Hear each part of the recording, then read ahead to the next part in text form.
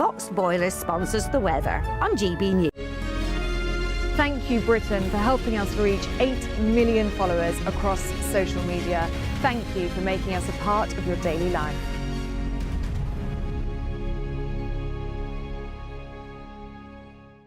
Good evening, this is the latest AI travel news from GBNews.com. Motorists should exercise caution due to a breakdown on the M876 northbound at Junction 2, while congestion plagues the M4 westbound between junctions 24 and 26. In Derbyshire, the A38 southbound is experiencing traffic jams between the A50 and the A5132. Meanwhile, in Essex, a collision on the M11 southbound has resulted in the closure of one lane, contributing to significant delays. All lanes on Hampshire's A3 southbound are shut because of a load spillage. Additionally, train services are severely disrupted on the Avanti West Coast and Trans-Pennine Express lines between Carlisle and Preston. For more travel news, go to gbnews.com. We're giving you the chance to win your entire Christmas this year paid for by us. First, we'll give you an incredible £30,000 in tax-free cash. Then we'll give you a further £10,000 cash to spend on all your Christmas presents, even the tree. Christmas lunch, that's on us too, with £1,000 in shopping vouchers to spend at your favourite supermarket. Finally, a GB News Christmas goodie bag. For a chance to win, text WIN to 63225. One entry costs £2.50 plus one standard network rate message, or text BONUS to 63225. 5 entries cost £5 plus one standard network rate message. Go to gbnews.com/win. Entry starts at £2.50. Call 0903 686 3232. Calls cost £2.50 plus your network access charge, or post your name and number to GB17 PO Box 8690 Derby DE1 9TT. UK only. Entrance must be 18 or over. Lines close at 4 p.m. on the 28th of November. Please check the closing time if listening or watching on demand.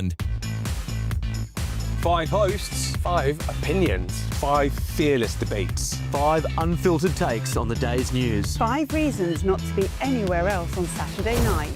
This is the Saturday 5. You got me good there. Britain's biggest Saturday night TV show. It's not a bad brand. Yeah. Uncensored. Very, very racist tonight. On the unpredictable. What did she say? Can you translate it for us? And always entertaining. And how can a country go from being led by William Wallace to Saturday nights from 6 p.m. only on GB News. The People's Channel. Britain's news channel. You're going to want to stay tuned, trust me.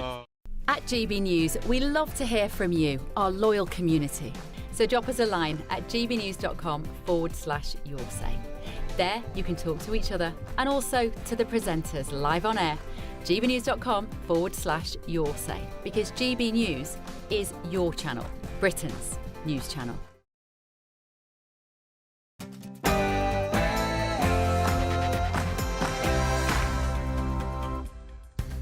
Very, very good evening to you and welcome to GB News Tonight with me, your host, Martin Daubney. Coming up on the show tonight. We're going to walk down to the Capitol and I'll be there with you. And we fight. We fight like hell. It's Donald Trump versus the BBC. The BBC now facing an absolute crisis as the Telegraph reveals it doctored footage of a Donald Trump speech to make it look like he encouraged a riot on Capitol Hill when he did absolutely nothing of the sort. And meanwhile, there will be a general election caused by economic collapse that will happen in 2027.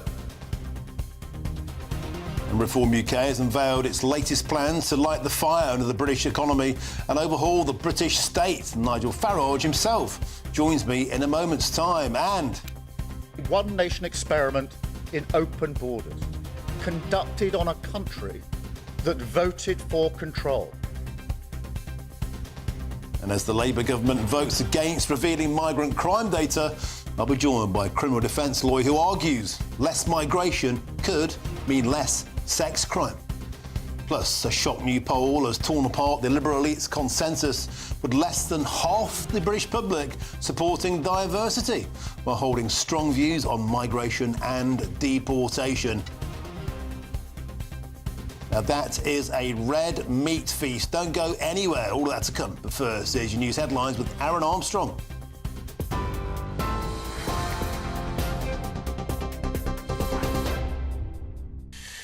Thank you, Martin. Good evening to you. 7:minutes here in the GB newsroom. The BBC's been accused of doctoring a speech by Donald Trump by making him appear to encourage the Capitol Hill riot in 2021.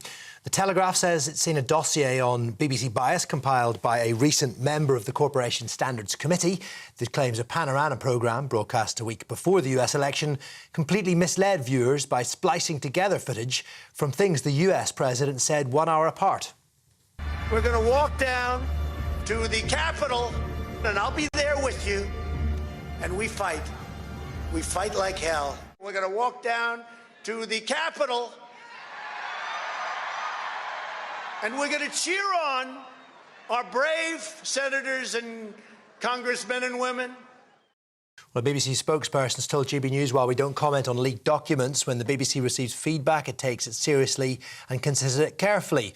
Michael Prescott is a former advisor to a board committee where differing views and opinions of our coverage are routinely discussed and debated.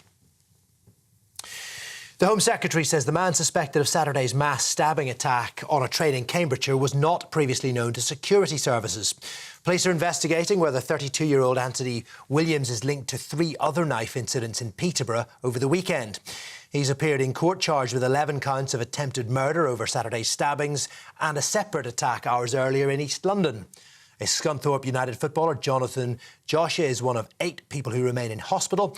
Shabana Mahmood has thanked emergency services for their quick response and paid tribute to the bravery of all passengers and staff, including Andrew Johnson, an Iraq war veteran who intercepted the attacker. He put himself in harm's way, suffered grievous injuries as a result, and remains in hospital today in a critical but stable condition.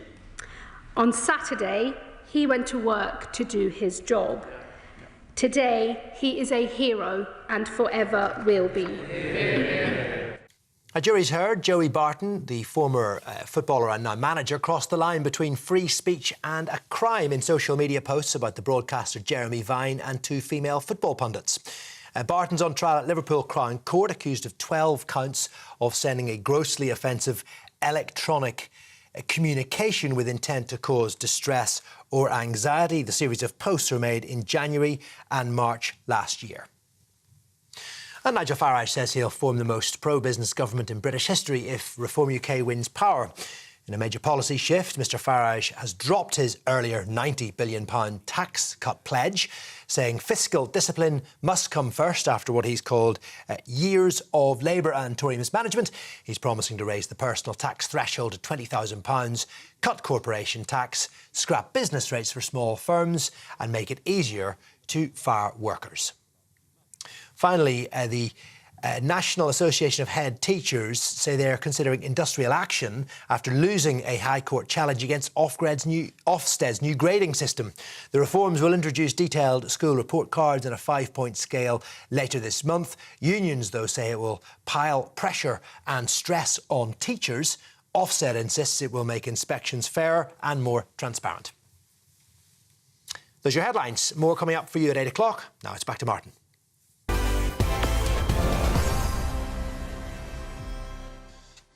Thank you, Aaron. Welcome back to GB News Tonight with me, your host, Martin Daubney. Now, the BBC is facing a huge and growing scandal as the Telegraph has today revealed it doctored footage of Donald Trump's speech to make it look like he was encouraging the Capitol Hill riot back in 2020. We're going to walk down to the Capitol, and I'll be there with you, and we fight. We fight like hell. We're going to walk down to the Capitol, and we're going to cheer on our brave senators and congressmen and women. So there you have it. It's naked and it's abundantly true. The BBC pieced together 3 separate pieces of footage for its panorama programme to make it look like Donald Trump told supporters to march down on the Capitol to, quote, fight like hell, when in reality he said, we're going to cheer on our brave senators and congressmen. And the revelation was obtained from a 19-page dossier on BBC bias, which was compiled by a recent member of the BBC Standards Committee. And a few moments ago, the Shadow Culture Secretary, Nigel Farage, said this. These are extremely concerning revelations that undermine the brand and the reputation of the BBC. The BBC licence fee is justified on the basis of impartiality and trust. There can be no justification for this kind of deliberate manipulation and the spreading of misinformation. Licence fee payers deserve an immediate explanation and apology from the BBC, and a thorough investigation into this scandal must now take place.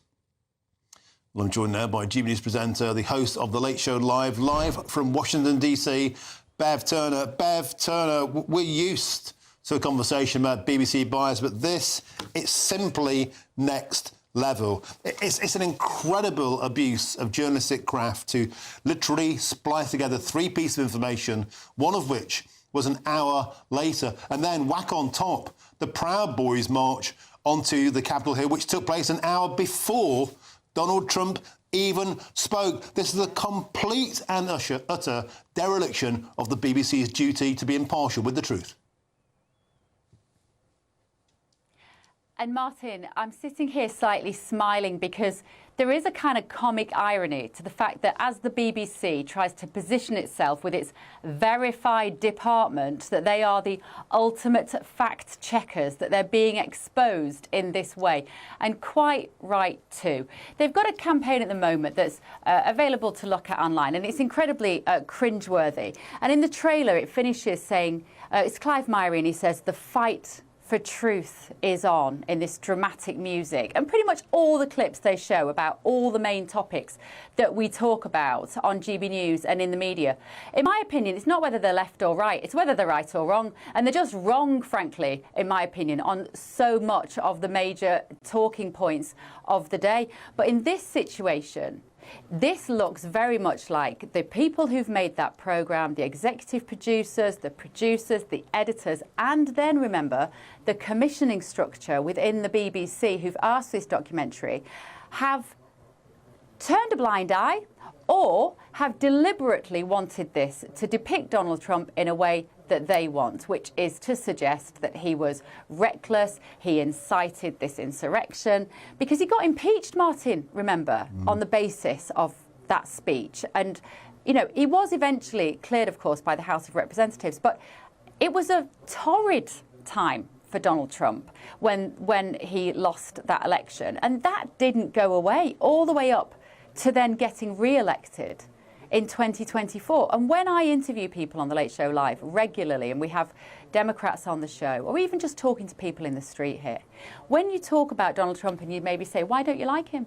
This is what they cite. They often cite, well, look at what happened on January the 6th. Look at the insurrection. That was because of Donald Trump. We can't have a president in the White House who incites violence. Well, he's feeling vindicated this afternoon here in Washington, Martin.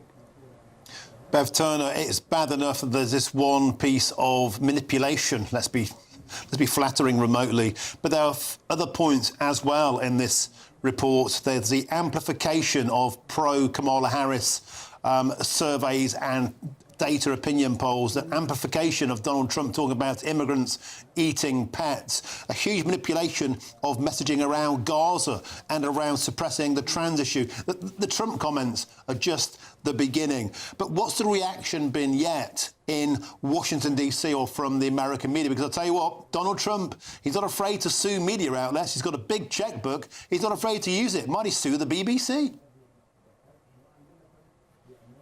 Absolutely. And the BBC are in a very privileged position here, Martin. They have one of the very few seats in the briefing room. You know, we take those press conferences hosted by Caroline Levitt, the press secretary, and she often has the vice president. J.D. Vance was in there the other day when I was in there.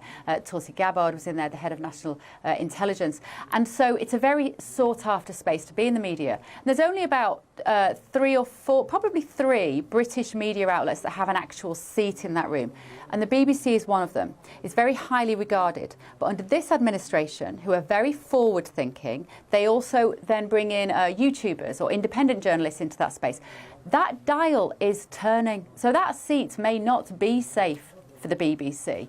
And we will find out from the White House their reaction to this, because it is serious. The BBC is highly regarded by a lot of people on the streets. When I was driving in today and I was talking to my Uber driver and they say, what are you doing here? I say, I work for a news channel. They say, oh, we love the BBC in America. And of course, I set them straight on that, Martin, that as we hit the 4th consecutive month in a row in the UK for people watching GB News over the BBC News channel, those days, you know, may be over for the BBC to suddenly be perceived across the world as such a reliable source of truth, because this is awful. This can't be written off as a mistake. It was raised within the BBC to the chairman and to the directors that this had happened, and nobody did anything about it. Well done to the Daily Telegraph, and we will be handling this story again tonight on The Late Show live at midnight, Martin. Yeah, I mean, Donald Trump likes to use that phrase, fake news media. I mean, what is this if it's not that? Now, don't forget, thank you very much, Bev Turner. You can catch more of Bev tonight on The Late Show Live right here on GB News at midnight. She'll be covering all the latest on this BBC bias story, doctoring President Donald Trump's speech, and don't miss it. It will be simply unmissable television. Well, I'm joined now by the former BBC executive producer, David Elstein. David, welcome to the show. A truly dark day for BBC impartiality, you have to admit, to blatantly splice together pieces of footage that are basically unrelated with the sole intent, it seems, of besmirching Donald Trump's reputation a week before the election. It doesn't look in the least good, and it's obviously deliberate. It's been done for a purpose, and this kind of misleading editing is completely contrary to what the BBC is meant to be doing.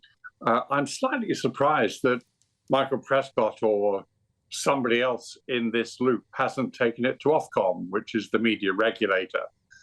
Some years ago, I took a BBC documentary to Ofcom, which had misleadingly edited one of its interviewees. BBC deeply resisted the complaint. Ofcom forced them to broadcast a 2-minute apology. And they were banged to rights then, and they're banged to rights here. So it's a mystery that the whole board appeared to have had this 19-page dossier for 2 months, and it's only just become public. There's something deeply wrong here. And David Elstein, I put it to you, the book has to stop surely at the top. How much more of this nonsense can we have? Gaza, how to survive a war zone, employed a Hamas terrorist. Bob Villan at Glastonbury, death, death, death to the IDF, and seemingly a slap on the wrist for some underling. The book surely now has to stop with the BBC Director General, Tim Davie. Might his position be under fire? Well, Tim, although he's nominally the editor-in-chief of the BBC, he is not actually from an editorial background. He's from a commercial background. The last time a BBC Director General resigned over an editorial issue, it was George Entwistle over the Lord McAlpine scandal. And he, of course, had come through the editorial line to become Director General. I think it's much more serious than Tim Davie. You know, the chairman, who is a very, very experienced current affairs producer, decades in the industry, for him to either ignore or suppress all of this, very worrying. For the whole of the board to be involved, to know about it, and to apparently be doing nothing. You know, the BBC's been through, I think, scandals as bad as this, the Martin Bashir scandal, the Cliff Richard scandal, the McAlpine scandal, absolutely. But I don't think this is just the Director General. I think it's a much deeper cultural issue.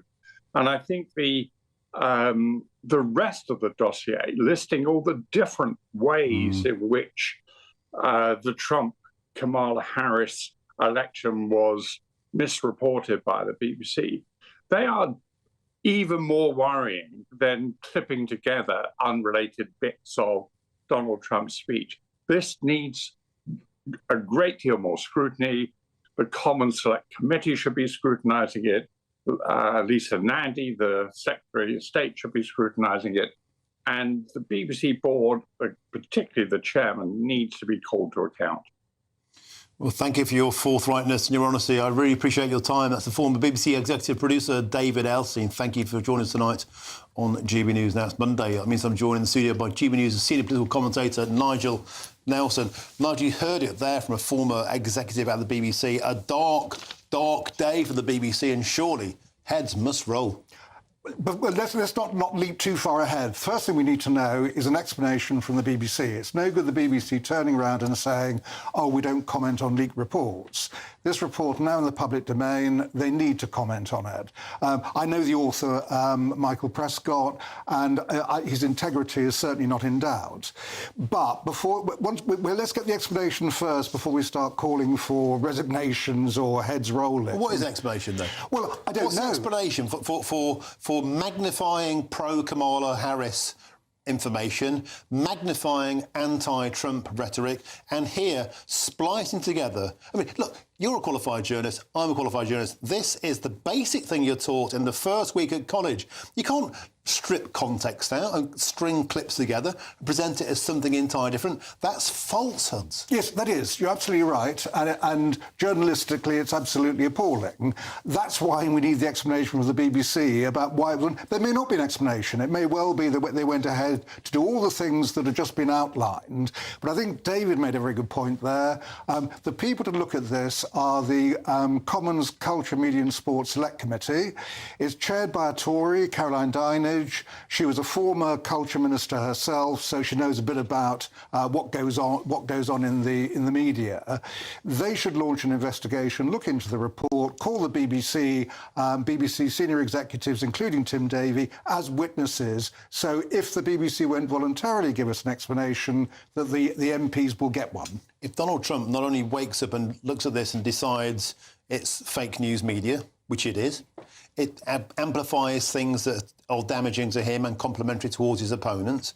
It went out the week before the presidential election. It's incredible that it's only come to light now. It could have influenced how people voted. A lot of Americans live in Britain and watch the BBC. It was broadcast, we think, on the World Service platform on iPlayer. People are seeing this around the world. I put it to you, Donald Trump could sue the BBC into oblivion. Yes, if it turns out that the explanation is not satisfactory, of course he could. I mean, clearly the bit of footage we've seen, it shows that it is false. What I'm saying here is there any reason for that footage being spliced together the way it was? Well, I think we know the answer to that. We'll have to wait for the official response from the BBC. Thank you, Nigel. Now, in the meantime, a BBC spokesperson has told GB News this. While we don't comment on leaked documents, when the BBC receives feedback, it takes it seriously and considers it carefully. Michael Prescott is the former advisor to the board committee, where differing views and opinions about coverage are routinely discussed and debated. Now, coming up in just a moment's time, do you remember when the Prime Minister said this? A one-nation experiment in open borders, conducted on a country that voted for control. Yes, a failed open borders experiment. They were the words the Prime Minister used. We'll be speaking to one man who thinks less migration could just mean less sex crime. That's next.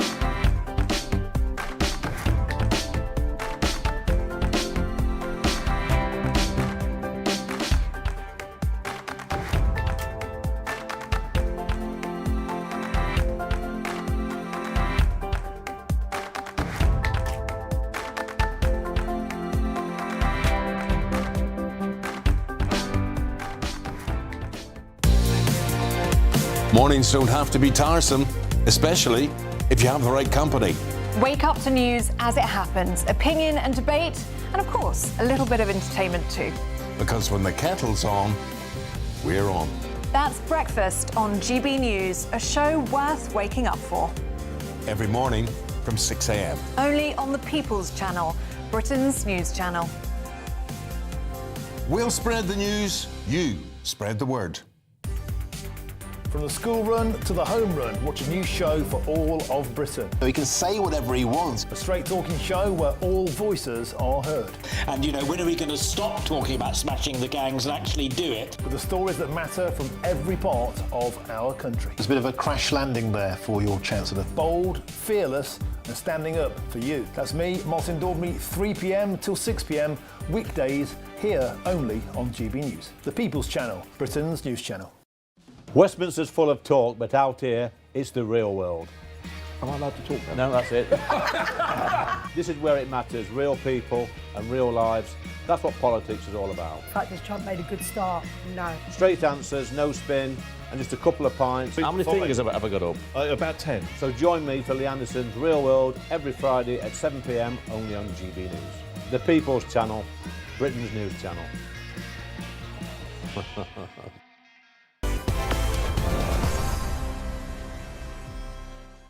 And welcome back to GB News Tonight with me, Martin Daubney. Now, do you remember almost 1 year ago when the Prime Minister used these damning words about the Tory record on immigration? One nation experiment in open borders, conducted on a country that voted for control. Well, no more. Today, this Labour government is shutting down the lab. The experiment is over. We will deliver what you've asked for time and again, and we will take back control of our borders. Seriously, have we really taken back control of our borders under Keir Starmer's Labour government? Well, it was just yesterday that GB News revealed a quarter of all imprisoned sex offenders in the United Kingdom come from just 5 countries: Poland, Ireland, Pakistan, India and Romania. And this comes as the Ministry of Justice figures revealed in 1 in 4 of sexual assaults and rape convictions last year were committed by foreign nationals. Indeed, it was just the other day that the Labour Party voted against a Tory amendment to the sentencing bill that would have forced the release of all migrant crime data. Well, my next guest, the criminal defence lawyer Marcus Johnson, has revealed 60% of inquiries to his firm are from foreigners, arguing that less migration could mean less sex crime. I'm delighted to be joined in the studio in Westminster now by the criminal defence lawyer Marcus Johnson, as well as, of course, as GB News' senior political commentator Nigel Nelson. Marcus, let's start with you. The figures out today are incredible. 42% of all Bangladeshi nationals in British prisons are imprisoned for sex offences. That's more than double the rate for British prisoners. Some things going badly wrong, and the facts aren't racist, they're just the facts. They are the facts, Martin, and I don't think they show, even now, the true picture. Certainly from my experience with the cases that we deal with and the inquiries that we receive, the figures are much higher than that. The figures that I've been working on with my team and what we've been looking at over a number of months illustrate a much larger problem. The sex crime is just booming. I mean, the number of sexual offences is just...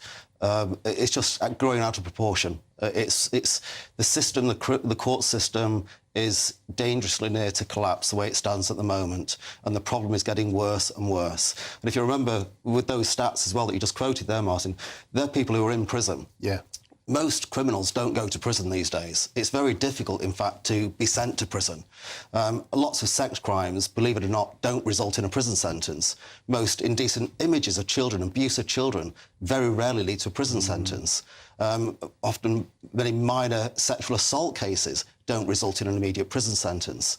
So the problem is much worse. If you look at the most serious cases, such as rape cases, probably only around about 3% of alleged rapes result in a conviction.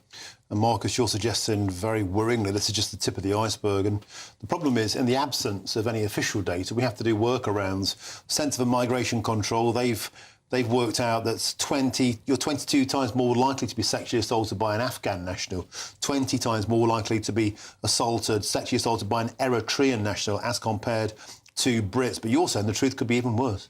It could be. And we're also finding, certainly from data that I've been working on, is that you have certain nationalities that commit certain types of crimes. So you'll have, for example, a British man. Sexual assaults are normally against somebody he knows, usually within the family, and they're more likely to commit indecent image cases, offences.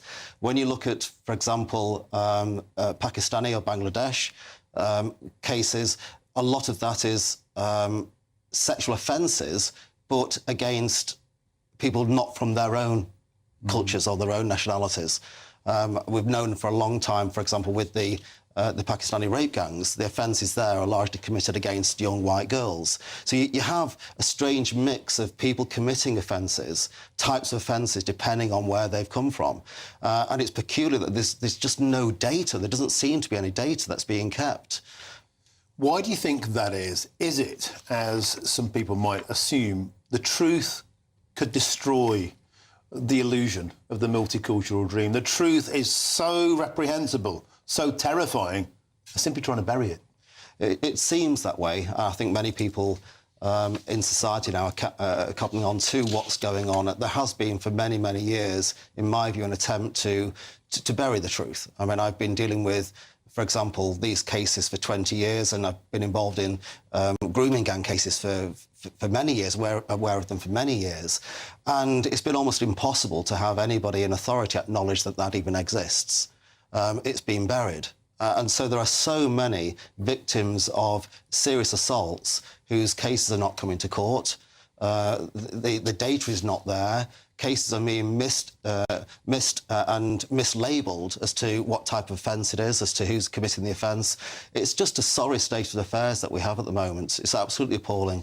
Thank you, Marcus Johnson. Nigel Nelson, let's get you in. How long can this charade go on for? Just give us the truth.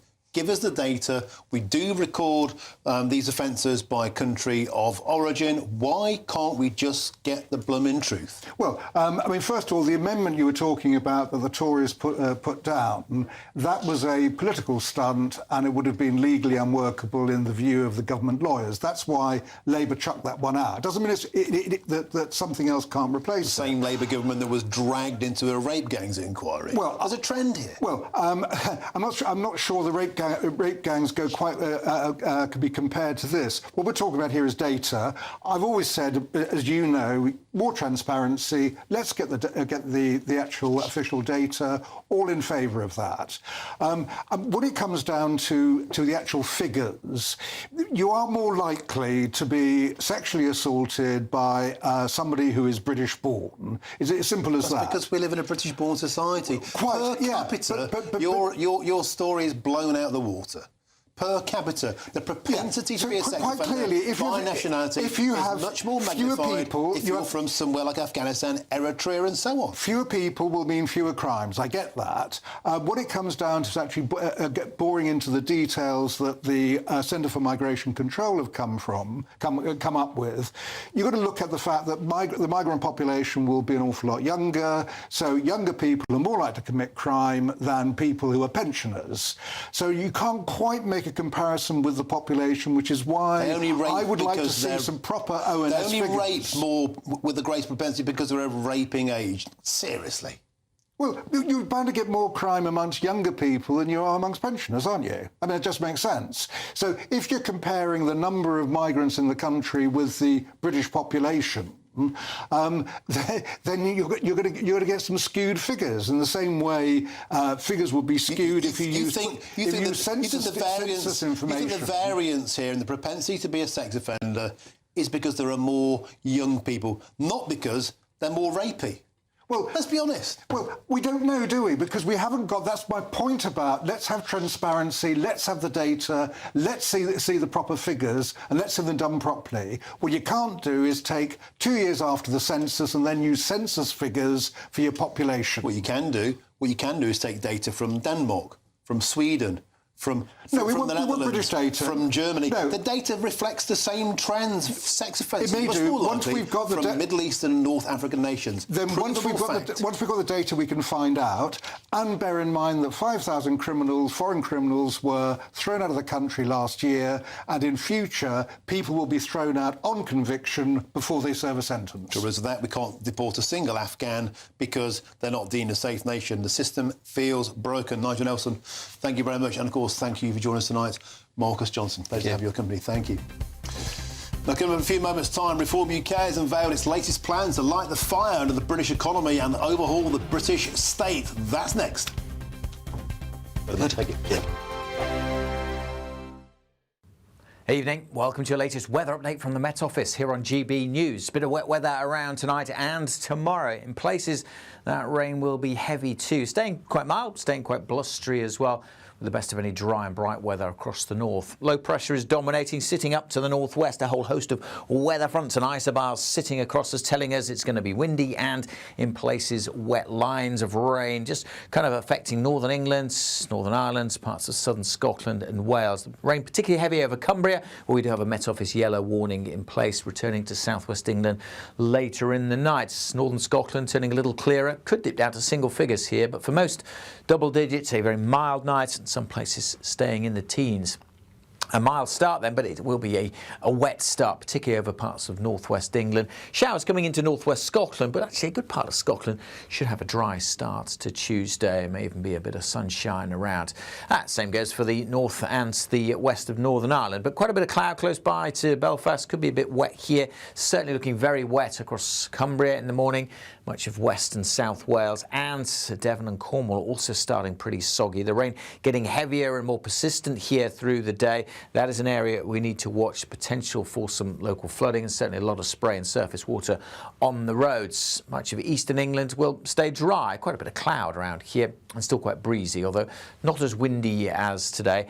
The wind strengthening, though, later in the southwest. Another pretty mild day, double digits, and many places staying in the teens. Wednesday's also looking mild. Again, much of northern Scotland dry and bright with some sunshine. Again, most of England and Wales cloudy with wet weather, particularly over western England and Wales, spreading back towards Northern Ireland and southern Scotland later on. With a bit of brightness across the southeast, we could again get up to 16, maybe 17 Celsius, but again, quite breezy, particularly so in the south.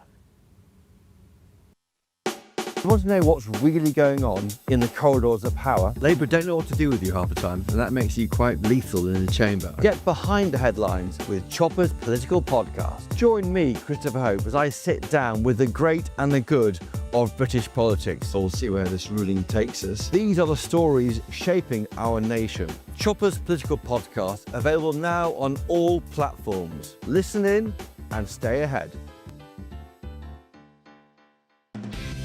Decisions made in Washington aren't just shaping America, they're shaping Britain too.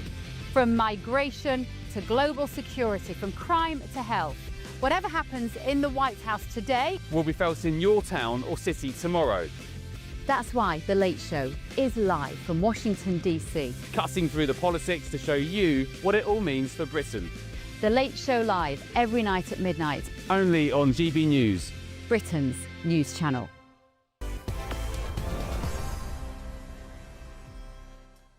And welcome back to GB News Tonight with me, your host, Martin Doyle. Now, earlier on today, the Reform UK leader Nigel Farage made this bold prediction about the next general election. There will be a general election caused by economic collapse that will happen in 2027. Well, this bold and some might say apocalyptic suggestion came at today's press conference, in which the party leader announced his party's latest plans for its economic agenda. And so my promise is that Reform will not just think differently, but Reform will do differently. We will sweep away these outdated conventions. We will become the most pro-business, pro-entrepreneurship government that has been seen in this country in modern times. Well, that speech delivered in the City of London earlier today, the party said it will now prioritise spending cuts before implementing any tax hikes, prompting critics to suggest this amounts to an abandonment of previous tax cut promises. Well, let's have a chat about this now. I'm joined, of course, by GBNews' senior political commentator, Nigel Nelson. So, Nigel, this was a reveal by Nigel Farage earlier on today. A few points leapt out at me. Mass migration has made the average Briton poorer. Brexit has been squandered. We are suffering from a 1970s-style brain drain. This is a self-induced act of economic stupidity. Lots of great sound bites, lots of attacks towards the current regime, and particularly Rachel Reeves. But for you, was there enough meat on the bone? No, because it was deliberately vague. What it did signal is that reform is trying to be more realistic. So things that disappeared, the 20,000 tax-free personal allowance has been kicked into touch. Very sensible. That would have cost between 40 and 60 billion pounds. It was unaffordable. So old promises that weren't going to work have gone. What, of course, Nigel Farage has done is make himself look more like the Tories and Labour. That's what realism does. And so come the election, whether it's 27, 28, 29, the voters are going to care about the economy and the cost of living. Those will be the main factors that will drive them to the polling stations. The question for them will be, if reform looks a bit like the other two, do we want to trust 300 new, inexperienced, never done it before MPs, or do we stick with people who've actually run government? And that, I think, becomes Nigel Farage's problem. He addressed that point today, and he said this: our current politicians simply aren't good enough. They don't understand finance. They don't understand business. They don't understand money. And he repeated a common criticism of this Labour government, and particularly its cabinet, and especially its Chancellor of the Exchequer. They've got no real-world business experience. They're simply jobbing politicians whose only qualification is to be an MP. Yeah, well, I think that being a politician is actually a skill job in itself. And the whole point, the way that our system works is that the Cabinet decide the policy and the experts then put it into action. You're not an expert on transport, for example, if you've never even ran a bus No, company. I know, but I mean, does that mean, would you, for instance, prefer your doctor to have previously been a miner, having some proper work experience down the pits? Well, that's completely different. They're qualified doctors who are practising medicine. Exactly. Rachel and Reeves what we have is qualified politicians practising politics. To the level. So the idea that you have to that under our system that a miner could be the Secretary of State for Defence. They're there to make a political judgment and then to put things into practice. It's the civil service who carry it out. So that's a different argument. What we're saying here is, can reform look like people who can govern? It's the governing bit which is the tricky bit. Nigel Farage has his legacy from Brexit. It was a great political achievement. I think economically wrong-headed, but it was certainly a huge achievement. But he's never had to carry it out. He never had to put Brexit into practice. So now he can criticise it because he didn't. Well, he said today that Brexit has been squandered. Exactly. But a great many people watching this show will no doubt agree. It was squandered on the level playing field, on fishing. But he escapes any blame for that. But he escapes any blame for that. He wasn't in power. Boris Johnson was. Exactly. He wasn't in power. So Nigel Farage doesn't have any experience either. So what the voters have to decide is, do we want to take a punt on reform, people who've never done the business of government before? And as I say, government is in itself a skill job. Or do we take a punt on two parties that have eviscerated our economy? Well, that will be... But how much worse can things get? Are we at a point, Nigel Nelson, this is why we're seeing people even drifting towards the Green Party, that their economic policies are almost, what have they been smoking? My point is, people are they at the point where it's like, well, these parties have had decades to improve our lot. They simply haven't. Are people just fed up with the establishment? They just want something new. They may well go that way. And the only way that Labour is going to get a second term in office is if people feel better off when the election comes around than they did during the previous election. OK, Nigel Nelson, thank you very much indeed for your thoughts, as ever. Now, coming up in just a moment's time, bombshell new research has torn apart the Liberal elite's consensus, revealing the British public are not on board with diversity after all. We're debating the great awakening of the woke next.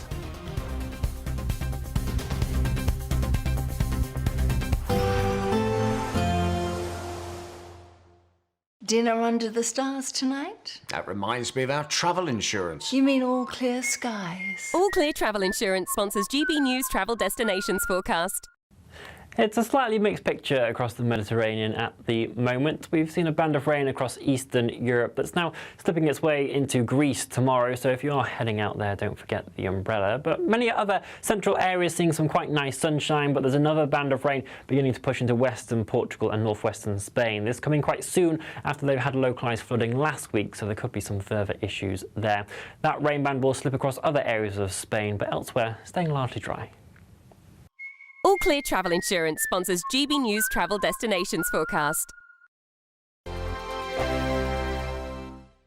No matter the state it's in, this is our nation. Join me, Jacob Rees-Mogg, for a genuine, honest discussion on where we have been, where we are going, and where we are with the people who set the direction. Tune in to State of the Nation every Monday to Thursday, 8 to 9 o'clock, only on GB News. Exciting news. Every Friday, my Patrick Christie's Tonight Show is going to have a twist to it. We're welcoming some special guests. You.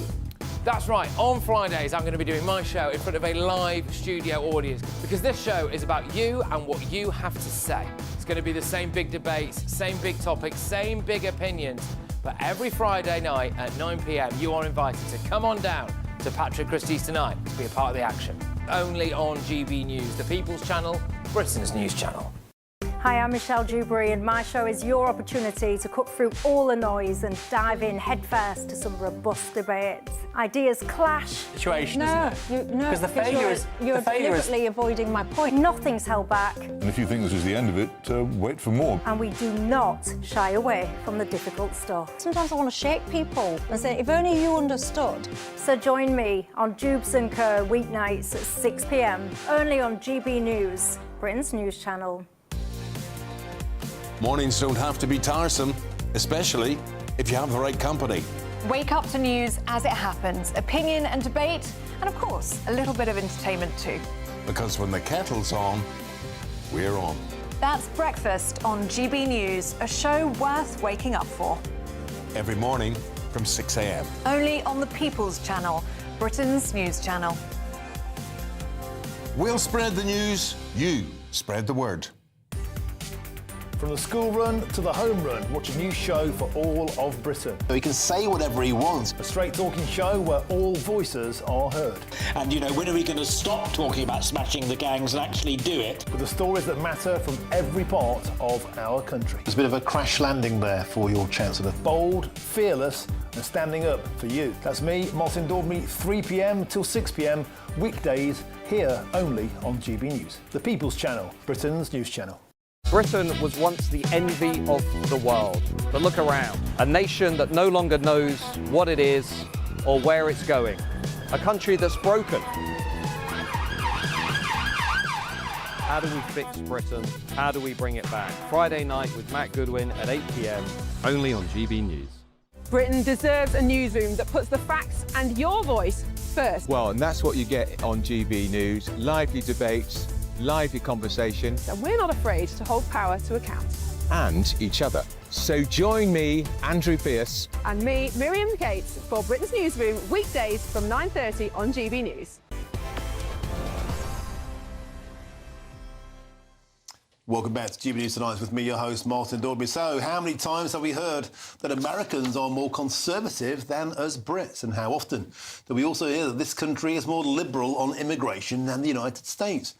Well, new research has torn apart the liberal elite's consensus that advances diversity and multiculturalism. The National Centre for Social Research has revealed a majority of Brits do not think diversity is a strength after all, compared to a minority of Americans. Well, people in the UK are more likely to have more robust views on migration and deportation too. So all this time, constantly being told that having robust borders contradicts British values of diversity, have we been completely and utterly misled? I'm joined now in the studio by the historian and the broadcaster Rafe Haydel-Menkou, as well as GB News' senior political commentator Nigel Nelson, and of course for the final tranche tonight, it is Sir Jacob Rees-Mogg. Rafe Haydel-Menkou, let's start with you. Here we go again. Diversity isn't our strength, and a majority of Brits agree. I'm hugely encouraged that the great British public understand that they have been gaslit by a political and media class that has been peddling misinformation. You know, this term, diversity is our greatest strength, has become a sort of sacred faith-based mantra. And if you dare to criticise it, you've committed an act of heresy. But each time I question someone and I will say, show me the evidence. Where is the proof that diversity is our greatest strength? They never can. Once in a while you'll hear, oh, look at the restaurants and the food. Well, the only response to that risible question is Rowan Atkinson, who said, well, we have the recipes now, don't we? The reality is diversity, especially the stupid diversity we have because of mass immigration, is our greatest weakness. And it's not me saying that. All of the economic and sociological evidence point this way. In 2019, Danish scholars did a meta-analysis of all 87 studies into diversity, and they showed that increased diversity leads to a lowering in social trust, it leads to a decline in happiness, in economic prosperity. And on the community level, people become more introverted, they stay at home more, they watch TV more, they don't engage with their community, they volunteer less, they don't join community organisations, they vote less, but they become more interested in the politics of grievance and victimhood. And because they're not engaging with their community, there becomes the deterioration of the public space. Buildings deteriorate, more vandalism, more crime. And of course, everyone at home knows this is the case because they've seen their towns and cities change beyond all recognition over the last 20 years because of mass immigration, and not in a good way. Rafe, what is it that's setting Britain apart from our American cousins? 49% of Brits think diversity strengthens society, but 64% of Americans think diversity is a good thing. What is it in particular about diversity in Britain that's imploring this reaction? Well, there's two things. The first thing, America's great ethos is, of course, it's an immigrant culture, right? It's written on the base of the Statue of Liberty. We welcome everybody. Britain has never had that history. No country has transformed as radically in such a short period of time as Britain has. Secondly, it's a type of immigrant. So primarily the people coming into America are coming from Latin America. They come from a Judeo-Christian background. They're Christian, usually Roman Catholic. We've been inviting into this country people from who are culturally incompatible in so many ways. You've been talking about the crime statistics. Well, we've been inviting people in from some of the worst countries in the world for many of those sorts of crimes. And we've had the importation into this country of abhorrent practices, beliefs and attitudes. We've had a huge spike in bigotry, homophobia, misogyny, anti-Semitism. That hasn't come from the native population. We've also seen the introduction of vile practices, child marriage, cousin marriage, forced marriage, female genital mutilation, machete fights in the street, grooming gangs. Did you know the Metropolitan Police now has a unit training police how to detect child abuse linked to witchcraft rituals because of Africans coming here from certain parts of Africa. Now, when I first loved history as a child, it was because of the Tudors and beheadings and witchcraft. I never thought that would become a reality in 21st century Britain. Nigel Nelson, you're almost choking on your granola on the end there. You clearly don't agree with this. Well, I just think, making the comparison with America, that a lot of the findings here are what you'd expect. First of all, on immigration, America, as you just said, is a migrant country, and recently a migrant country. So you've got people who are near descendants of migrants. Of course, they're going to be more relaxed about migration. When it comes to the liberal things that we go along with, like same-sex marriage, abortion, contraception, which Americans object to, that's understandable too. America has a very large, strictly religious population, not all of them, but certainly in the Midwest and the southern states.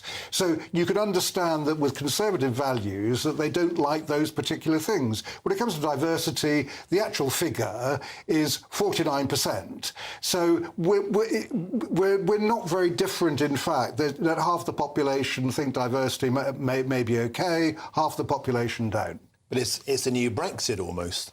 The fact of the matter is 51% don't think it strengthens society. And I would wager, Rafe Haleman, that figure is probably increasing with what we see on a weekly basis in Britain. The people who are in favour of immigration and in favour of diversity are the people that live in the most homogenous areas of the country. And that's where all the polling shows. Scotland with very little immigration, the West Country, also leafy Richmond and Hampstead in this country. People who experience, and all the sociological evidence shows this. Professor Robert Putnam, a left-leaning liberal professor in America, wrote a book in 2007, Bowling Alone. The more people engage with ethnic diversity diversity on the local level, the less reliable they find their neighbours, the less willing they are to trust them, the less... It's the opposite. It is the opposite. It's mostly rural areas where people are actually anti-immigrant, where you can't actually see any immigrants. I'm sorry, all of the evidence contradicts that. Well, London is a melting pot, rather, of different slip there might have been more accurate. of different cultures, different races. You must accept that people go about their lives in London perfectly happily. People have retreated into ethno-nationalist silos. We're increasingly not living in a United Kingdom, we're living in the United Nations, where there is no interaction between different communities. The social cohesion has been completely eradicated in vast areas of this country where people don't engage with each other. It also should be said, the Scandinavians have shown that as ethnic diversity increases, people are less willing to support a welfare state. So people only want to pay taxes for themselves. That's one of the reasons why people think that America hasn't developed its own medical health system or welfare system. It's because it's always been much more ethnically diverse. On every measure, every gauge, culturally, socially, economically, demographically, increased super diversity as we have today has been an unmitigated disaster. Nigel? Well, I mean, it hasn't on the basis that we all do mix. And the whole point about diversity initiatives is to give people a way of getting through the door in the first place when it comes to things like employment. We tend to actually employ people most like us, and it doesn't hurt to have diversity policies to allow other sorts of people to come in. We do not mix. If you go around London on any summer's day, go to Clapham Common, go to one of the parks, you will see white people all together, you'll see black people all together. There is no even the BBC... We live in different Londons, obviously. I live in the real London, and I make a point of looking out for this stuff. Maybe you don't. But the BBC even did a show interviewing black youth and asking why they didn't have any white friends. OK, gentlemen, we have to leave it there. Rafe Helman, Nigel Farage, superb as ever. Talking of superb, up next, State of the Nation. Sir Jacob Rees-Mogg, what's on your menus? Well, I'm going to talk about this great BBC scandal. I think it's one of the worst to hit the BBC in recent times. It's certainly the worst editorial error that the BBC has made, and then covered up that it decided to fake news, really, against Donald Trump to show him encouraging the disorder on the 6th of January 2017 when he left office, and they put things out of sequence, they clipped things to make it look as if he'd said things that he wasn't saying. It really is a terrible scandal of the lefty BBC proving its lefty bias, and I think it really damages the credibility of the BBC. But it's not only the action, it's as always the cover-up, that the whistleblower reported this. What does the chairman do? What does the Director General do? Absolutely Zippo. Characteristic BBC cover-up, complacency, and I'm afraid in this case, fraud. I wonder if, actually, there could be a huge legal case by Donald Trump towards the BBC. State of the Nation is up next with Jacob Rees-Mogg. Brave Nigel, superb stuff, thank you. Enjoy the rest of your reading. I'll be back tomorrow 3 till 6. Don't go anywhere. Up next, Jacob Rees-Mogg.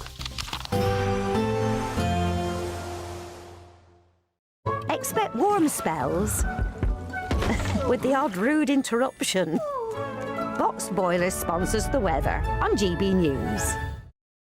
Evening, welcome to your latest weather update from the Met Office here on GB News. Bit of wet weather around tonight and tomorrow. In places, that rain will be heavy too. Staying quite mild, staying quite blustery as well, with the best of any dry and bright weather across the north. Low pressure is dominating, sitting up to the northwest. A whole host of weather fronts and isobars sitting across us, telling us it's going to be windy and, in places, wet lines of rain, just kind of affecting northern England, Northern Ireland, parts of southern Scotland and Wales. The rain particularly heavy over Cumbria, where we do have a Met Office yellow warning in place, returning to southwest England later in the night. Northern Scotland turning a little clearer, could dip down to single figures here, but for most double digits, a very mild night, and some places staying in the teens.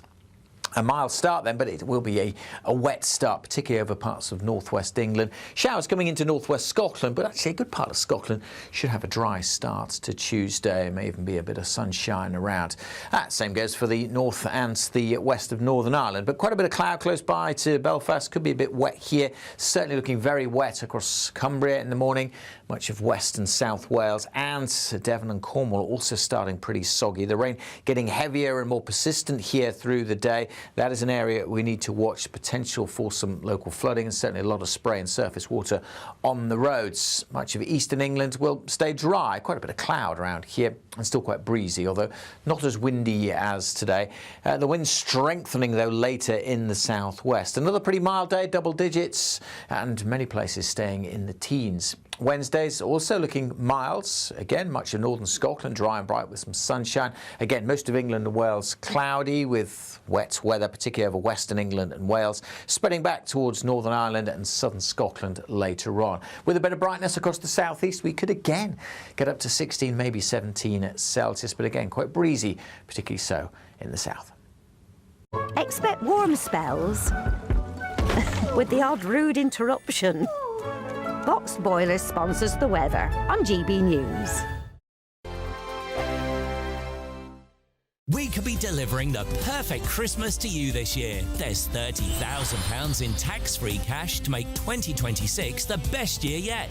A further £10,000 cash to spend on gifts for all the family. There's £1,000 to spend in your favourite supermarket. And a festively themed GB News goodie bag, and we'll get it all to you in time for the big day. For a chance to win, text WIN to 63225. One entry costs £2.50 plus one standard network rate message. Or text bonus to 63225. 5 entries cost £5 plus one standard network rate message. Go to gbnews.com/win. Entries start at £2.50. Call 0903 686 3232. Calls cost £2.50 plus your network access charge. Or post your name and number to GB17 PO Box 8690 Derby DE1 9TT. UK only. Entrance must be 18 or over. Lines close at 4 p.m. on the 28th of November. Please check the closing time if listening or watching on demand. Good luck.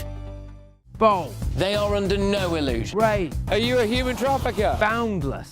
I've had enough of the nonsense, and I'm not afraid to say it. Don't get us on the BBC. Every weeknight, I tear through the headlines. The smell of gasoline. Should we be worried about it? From Westminster madness to cultural war chaos. What I'm going to do now, they are throwing things out the car as we speak. Get ready, Britain. Here we go. Patrick Christie's tonight, weeknights from 9 p.m. only on GB News, Britain's news channel.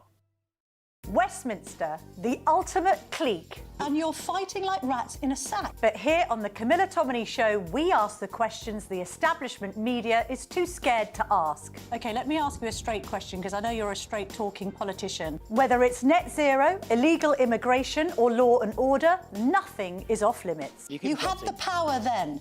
Yeah, as I and say, now you've lost it. That's the Camilla Tominey Show, a politics show that's fearless. But no, let me finish my question if you don't mind, because it is my show. Sundays at 9:30, only on GB News, the People's Channel, Britain's news channel. Join me, Nana Akwe, for an informative, interactive news programme with a difference. It's fun. No, he didn't say that, though. I'm so surprised. I think there's an element of truth to that. Join me from 3 p.m. every weekend, only on GB News, Britain's news channel. From the school run to the home run, watch a new show for all of Britain. He can say whatever he wants. A straight-talking show where all voices are heard. And, you know, when are we going to stop talking about smashing the gangs and actually do it? With the stories that matter from every part of our country. There's a bit of a crash landing there for your Chancellor. Bold, fearless and standing up for you. That's me, Martin Daubney, 3 p.m. till 6 p.m. weekdays, here only on GB News. The People's Channel, Britain's news channel.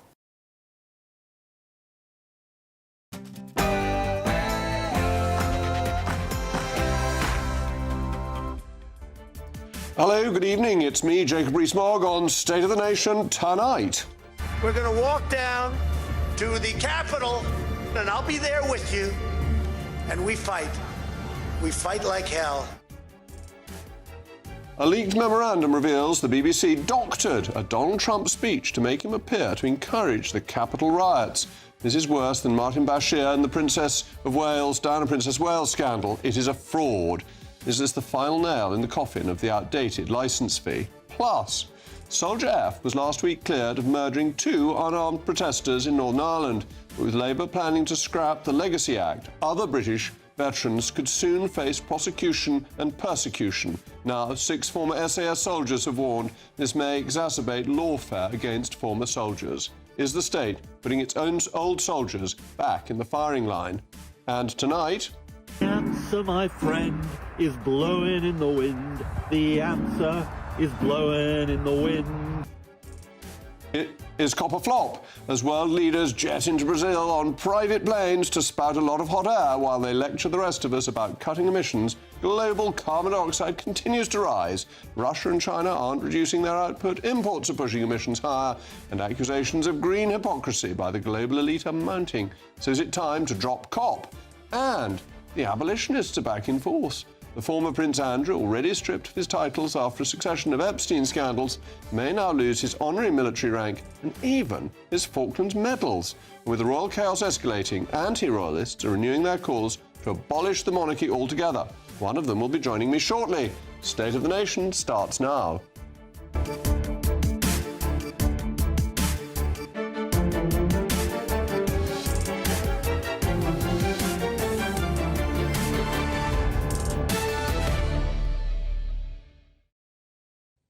I'll also be joined by my most intellectual panel, the former Conservative MP and Minister, Sir John Redwood, and the former Labour MP, Stephen Pound. As always, I want to know your views, mailmog@gbnews.com. But now it's your favourite time of the day, the News Bulletin with Aaron Armstrong.